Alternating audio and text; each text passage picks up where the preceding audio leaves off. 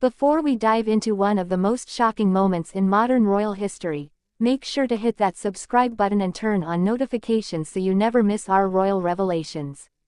Drop a comment below telling us what you think about this story, and don't forget to share this video with anyone who loves royal drama because what we're about to reveal will change everything you thought you knew about Princess Charlene's wedding day.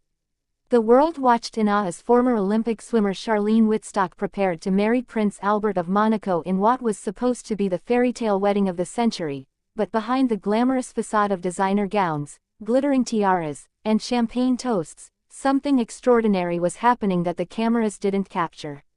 On what should have been the happiest day of her life, Charlene made a demand to her father that shocked everyone who knew about it. A decision so bold and unexpected that it revealed the incredible strength and determination of a woman who was about to step into one of Europe's most scrutinized royal families. This wasn't just about wedding jitters or cold feet, this was about a daughter taking control of her own narrative at the most pivotal moment of her life, making a statement that would define her relationship with her past as she stepped into an uncertain future. To understand the magnitude of what Charlene forbade her father from doing on her wedding day, we need to rewind to understand who Charlene Wittstock really was before she became Her Serene Highness Princess Charlene of Monaco. Born in Zimbabwe and raised in South Africa, Charlene was a world-class athlete who represented her country at the Sydney Olympics in 2000, competing in swimming and proving herself as a fierce competitor on the international stage. She wasn't born into privilege or royalty, she earned her place in the spotlight through dedication, discipline, and sheer determination. Her life was about early morning training sessions, chlorine-soaked hair, and the relentless pursuit of athletic excellence. She was independent, strong-willed, and completely in control of her own destiny, which makes what happened next all the more significant. When Charlene met Prince Albert at a swimming competition in Monaco in 2000, neither could have predicted how their lives would intertwine. Albert, the son of Hollywood legend Grace Kelly and Prince Rainier, was already a controversial figure, having fathered 2 children out of wedlock and struggling with his playboy image. Charlene was the antithesis of the typical royal bride. She was athletic rather than aristocratic, straightforward rather than trained in diplomatic niceties, and remarkably, she seemed genuinely unimpressed by the trappings of royal life. Their courtship lasted nearly a decade, during which Charlene slowly transitioned from professional athlete to Albert's companion, appearing at official functions and gradually being molded into her future role. But those who knew her said she never lost that core of steel that had made her an Olympic swimmer, that ability to push through pain and doubt to reach the finish line. By the time their wedding was announced for July 2011, the world was ready for a celebration, but the rumors had already started swirling.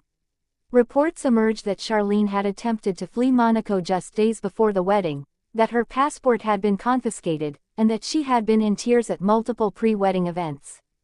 The palace vehemently denied these claims, but body language experts and royal watchers noted that Charlene looked anything but happy in many of the photographs from that period. Her smile seemed forced, her eyes often appeared red and swollen, and during the religious ceremony itself, cameras caught what appeared to be tears streaming down her face, tears that the palace later claimed were tears of joy but that many interpreted very differently. The wedding itself was a spectacular affair, a 3-day extravagation costing an estimated $70 million, with celebrities, royals, and dignitaries from around the world descending on the tiny principality.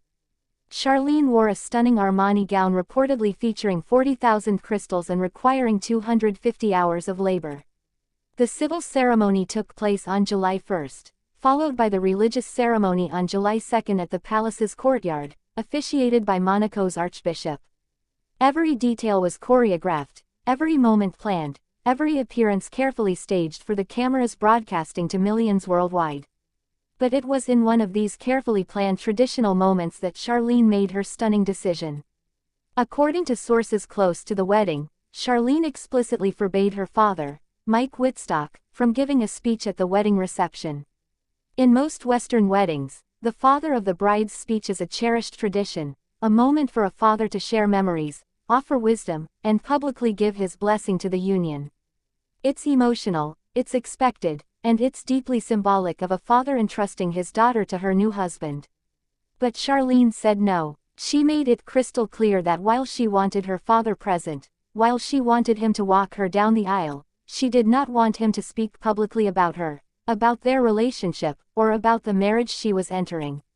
This wasn't a slight oversight or a time constraint issue, this was a deliberate choice that Charlene insisted upon. Why would a bride make such an unusual demand? The reasons reveal everything about Charlene's mindset as she entered her marriage and her new role. First and foremost, Charlene was acutely aware that she was marrying into one of the world's most watched royal families, a family with its own tragic history, complex dynamics, and intense public scrutiny. Grace Kelly's death in a car accident in 1982 had left permanent scars on the family and the principality. Albert's relationships with the mothers of his illegitimate children had been tabloid fodder for years. Charlene knew that every word spoken at her wedding would be analyzed, interpreted, and potentially weaponized by the media. A father's speech, no matter how well-intentioned, could easily contain references to her past, her family's background, or sentiments that might not align with the carefully controlled narrative the palace wanted to present. Furthermore, Charlene was establishing boundaries from the very beginning. By forbidding the traditional father of the bride's speech, she was making a statement about control and autonomy. She was saying that her old life, represented by her father and her South African roots, would not overshadow or define her new life as Princess of Monaco. This wasn't about rejecting her family, it was about protecting herself and them from the impossible expectations and scrutiny that came with her new role. She was drawing a line between Charlene Wittstock the person and Princess Charlene the institution, and that line needed to be respected even by those closest to her. There's also speculation that Charlene wanted to minimize the emotional vulnerability of the moment. Athletes are trained to control their emotions, to compartmentalize feelings, and to focus on performance. A heartfelt speech from her father might have broken through the armor she had carefully constructed to get through what was clearly an overwhelming and emotionally fraught day. She needed to maintain her composure, to project the image of a confident bride, and an emotional speech from her father might have shattered that facade. It was an act of self-preservation, a way of managing her own emotional state during what was undoubtedly one of the most difficult days of her life. The decision also speaks to the complex relationship between Charlene and her parents. Mike and Lynette Wittstock had raised their daughter to be strong, independent, and competitive. They had supported her athletic career, traveling with her to competitions and celebrating her achievements. But now their daughter was entering a world they could barely comprehend, a world of protocol, privilege, and unimaginable pressure. Perhaps Charlene felt that her father, despite his best intentions, couldn't possibly understand what she was going through or what she needed in that moment. Perhaps she felt that anything he might say would be inadequate or inappropriate for the reality she was facing. By taking away his voice at her wedding, she was protecting him from saying the wrong thing and protecting herself from having to respond to sentiments that might not match her actual feelings. In the years since that controversial wedding, Charlene's life as Princess of Monaco has been anything but smooth. She has struggled visibly with her role, often appearing unhappy in photographs, spending extended periods away from Monaco, and facing constant rumors about the state of her marriage. She has been open about experiencing periods of profound sadness and has admitted that the transition to royal life was far more difficult than she ever imagined. She nearly died from complications following surgery in South Africa in 2021, spending months away from her husband and children while recovering. Throughout it all, she has maintained a dignified silence about the private details of her marriage and her feelings, rarely giving interviews and never publicly complaining about her situation. Looking back at her wedding day decision, it now seems prescient. Charlene understood even then that she needed to control her own narrative, to protect herself and her family from the relentless machinery of royal life and media scrutiny.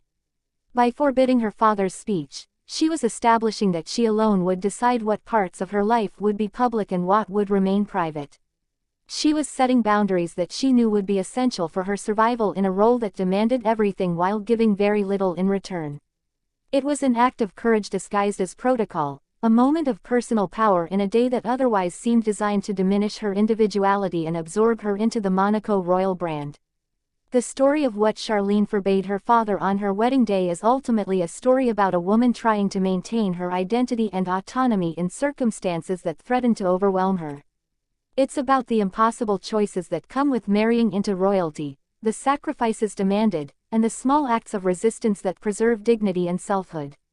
Charlene may have walked down that aisle in a crystal-encrusted gown, but she did so on her own terms, having made decisions that protected not just herself but also her family from the chaos that was about to consume her life.